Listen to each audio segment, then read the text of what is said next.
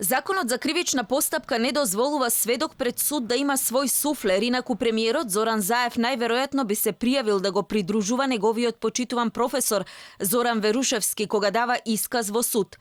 Премиерот во последното интервју Гласот на Америка да објаснува што всушност мислел Верушевски кога пред неколку дена како сведок во случајот за масовното нелегално прислушување Таргет тврдина, рече дека бомбите пред да бидат предадени на СЈО претрпеле страутна модификација и биле манипулирани.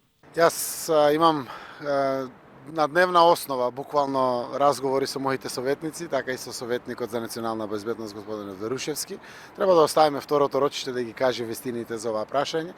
Тој во својата разочараност за ова што се случи во специјалното јавно обвинителство конвергира на ваквите зборови и употреба. Секако автентичноста на разговорите никој ја нема оспорено од сите обвинети лица во судот. Форензиката ги потврди разговорите и прво да нема дилема за никој во функција на тоа.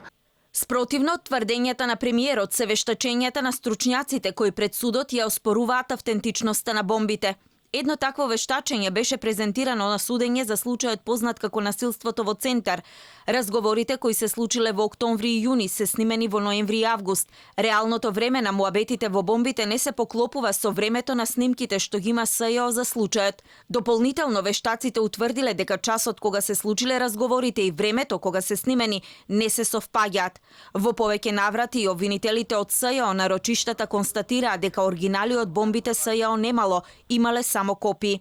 Законот за кривична постапка е јасен и не дозволува копија да биде доказ пред суд. Премиерот пак бара трпение да слушнеме што имал да каже Верушевски на 10 октомври, за кога е закажано следното рочиште за случајот Таргет тврдина, кога екс-разузнавачот ќе треба да одговара на прашања поставени од обвинетите во овој случај.